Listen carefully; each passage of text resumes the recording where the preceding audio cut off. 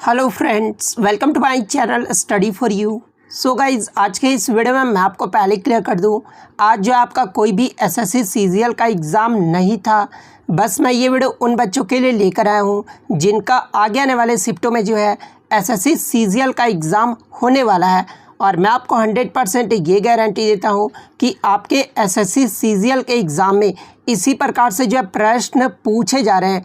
तो जिन भी कैंडिडेट्स का आगे आने वाले शिफ्टों में सीजीएल का एक पेपर होने वाला है, वो इस वीडियो को जो है लास्ट तक ज़रूर देखिएगा। और आपसे रिक्वेस्ट करता हूँ, अभी तक आपने मेरे चैनल को अगर सब्सक्राइब नहीं किया है तो एसएससी सीजीएल से रिलेटेड पल पल की अपडेट के लिए जो है चैनल को सब्सक्राइब ज़रूर कर दीजिएगा। और बगल में ही आपको एक बेल आइकन यानी घंटे का निशान भी दिख रहा होगा, तो आप उसे भी जो है ज़रूर प्रेस कर दीजिएगा।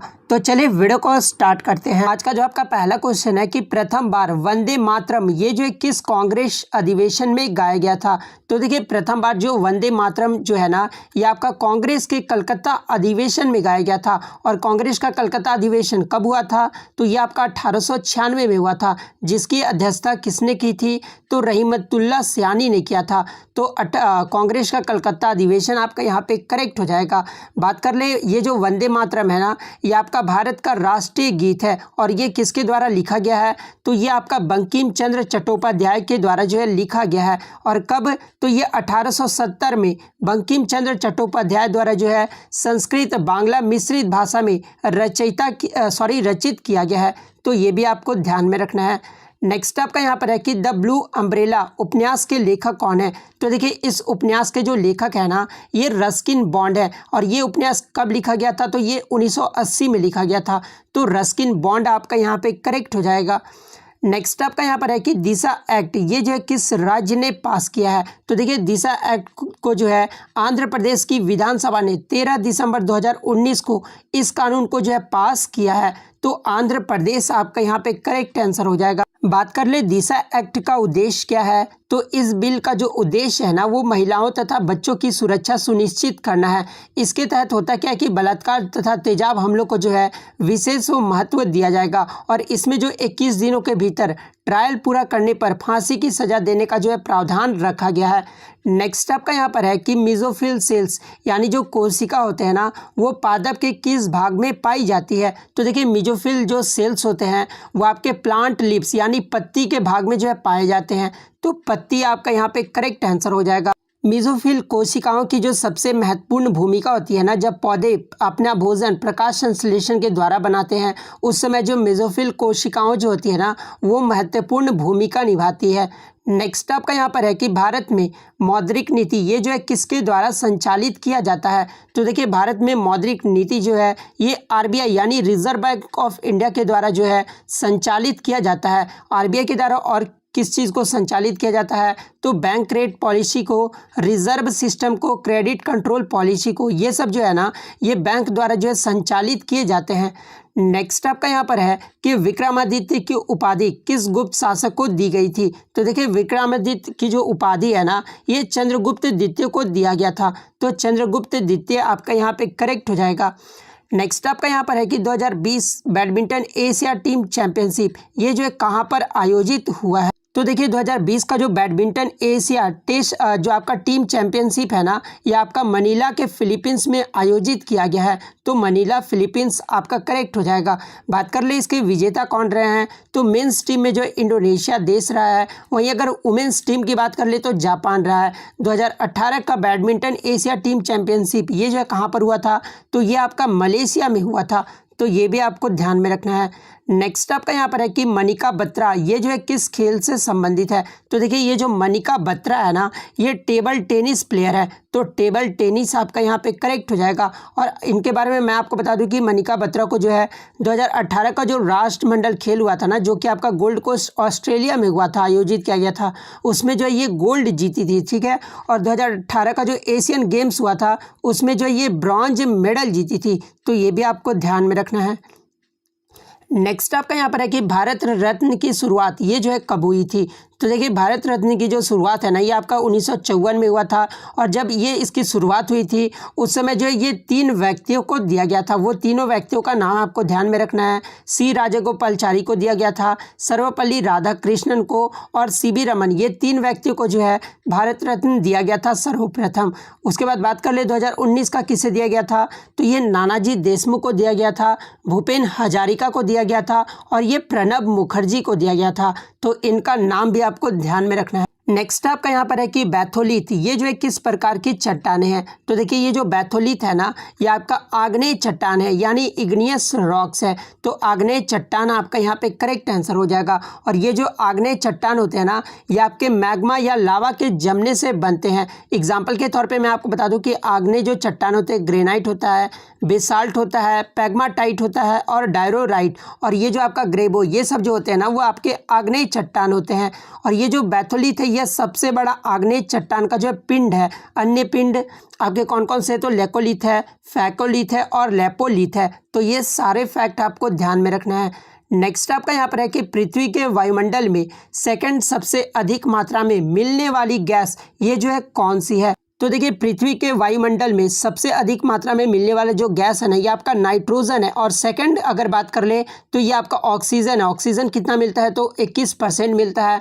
नाइट्रोजन की बात कर ले तो नाइट्रोजन आपका 78.084% मिलता है। ऑक्सीजन आपका जो है 20% मिलता है। वहीं आर्गन की बात कर ले तो 0.934% मिलता है। कार्बन डाइऑक्साइड जो है वो आपका 0.04% आपका जो है मिलता है। तो ये क्रम भी आपको ध्यान में रखना है। नेक्स्ट आपका यहाँ पर है कि कौन से बल के कारण उत्तरी गोलार्ध व दक्षिणी गोलार्ध में जो है हवाएं की दिशा वो जो है परिवर्तन होता है। तो देखिए आपके कौन से बल के कारण, तो ये कोरियोलिसिस बल के कारण जो है उत्तरी गोलार्ध व दक्षिण गोलार्ध में हवाओं की जो दिशा होती है ना वो परिवर्तन हो जाती है। तो कोरियोलिसिस बल आपका यहाँ पे करेक्ट आंसर हो जाएगा। नेक्स्ट आपका यहाँ पर है कि मौर्य वंश का अंतिम शासक जिनकी उनके सेनापति पुष्यमित्र शुंग ने हत्या कर दी थी वो कौन था। यानी क्वेश्चन पूछने का मतलब ये है कि मौर्य वंश का अंतिम शासक कौन था। तो देखिए मौर्य वंश का जो अंतिम शासक था ना ये शतधन्वन का पुत्र बृहदत्त मौर्य साम्राज्य का अंतिम शासक था। तो बृहदत्त आपका यहाँ पे करेक्ट हो जाएगा। यहाँ से एक प्रश्न और आपका एग्जाम में बनता है कि बृहदत्त की मृत्यु ये जो है किसके द्वारा की गई थी, तो ये पुष्यमित्र शुंग ने जो है इसकी हत्या कर दी थी। तो ये भी आपको ध्यान में रखना है। बात कर ले बृहदत्त मौर्य का शासनकाल कब से कब तक रहा था, तो 187 से लेकर 180 BC तक रहा था। वहीं अगर बात कर ले मौर्य वंश के प्रथम शासक कौन थे, तो ये चंद्रगुप्त थे, जिनका शासनकाल जो है 322 से लेकर 298 BC तक रहा था। वहीं अगर बात कर ले मौर्य वंश का राजधानी कहाँ था, तो ये पाटलिपुत्र था। तो ये भी आपको ध्यान में रखना है।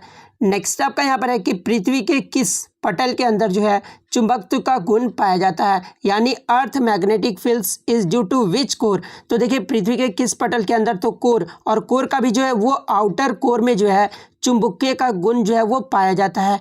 तो आउटर कोर आपका यहाँ पे करेक्ट हो जाएगा। नेक्स्ट आपका यहाँ पर है कि महमूद गजनवी ने भारत पर कितने बार आक्रमण किए थे। तो देखिए महमूद गजनवी के द्वारा जो है भारत पर 17 बार भारत पर जो आक्रमण किया गया था।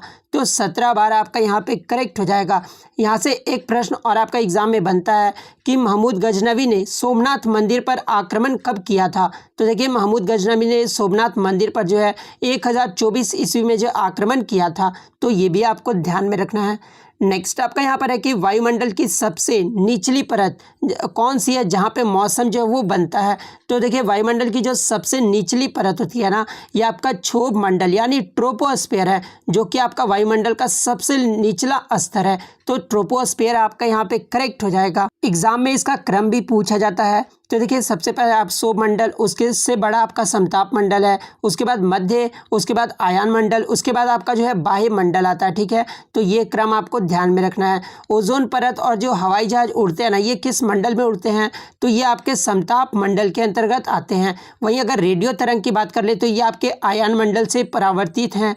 उसके बाद संचार उपग्रह के बारे में पूछा जाए तो ये आपके आयन मंडल में है। सर्वाधिक घनत्व और मौसम जो परिवर्तन होते हैं ना ये आपके क्षोभ मंडल में होते हैं। तो ये भी आपको ध्यान में रखना है। नेक्स्ट आपका यहाँ पर है कि तिब्बत में माल ढोने वाले जानवर को क्या नाम है, यानी तिब्बत में जो माल ढोने वाले जो जानवर होते हैं ना उसे क्या कहा जाता है, तो उसे याक कहा जाता है। तो याक जो आपका यहाँ पे करेक्ट हो जाएगा। नेक्स्ट आपका यहाँ पर है कि अक्षरधाम मंदिर, ये जो है कहाँ पर है, तो देखिए ये जो अक्षरधाम मंदिर है ना ये आपका नई दिल्ली में है, तो नई दिल्ली आपका यहाँ पे करेक्ट हो जाएगा। नेक्स्ट आपका यहाँ पर है कि बैम्बू डांस को अन्य किस नाम से जाना जाता है, तो देखिए बैम्बू डांस को जो अन्य ये चिराव डांस से नाम से जाना जाता है, तो चिराव आपका यहाँ पे करेक्ट हो जाएगा। और ये चिराव डांस ये किस राज्य में किया जाता है ये भी पूछा जाता है एग्जाम में, तो ये मिजोरम में किया जाता है। और कब किया जाता है, तो ये चापचरकूट के अवसर पर, चापचरकूट के मिजोरम का एक त्यौहार है, जो कि चापचरकूट किस राज्य का त्यौहार है, तो ये मिजोरम राज्य का त्यौहार है। नेक्स्ट आपका यहाँ पर है कि लोकसभा अध्यक्ष का निर्वाचन ये जो है कौन करता है, तो देखिए लोकसभा अध्यक्ष का जो निर्वाचन है ना ये लोकसभा के सदस्यों के द्वारा किया जाता है, तो लोकसभा के सदस्य आपका यहाँ पे करेक्ट हो जाएगा। और आपको कमेंट करके जवाब देना है दोस्तों कि लोकसभा के कार्यकाल जो है ये कितने वर्षों का होता है, ये जो आपको कमेंट करके जरूर जवाब देना है। तो इतने एक्सपेक्टेड क्वेश्चन मैं आपके लिए लेकर आया हूँ जो कि आपके एग्जाम के लिए इंपॉर्टेंट रहने वाला है। तो वीडियो अच्छी लगी हो तो वीडियो को जो है लाइक ज़रूर कर दीजिएगा, चैनल पर नया है तो चैनल को सब्सक्राइब ज़रूर कर दीजिएगा। तो मिलते हैं नेक्स्ट वीडियो, तब तक thank you, all the best.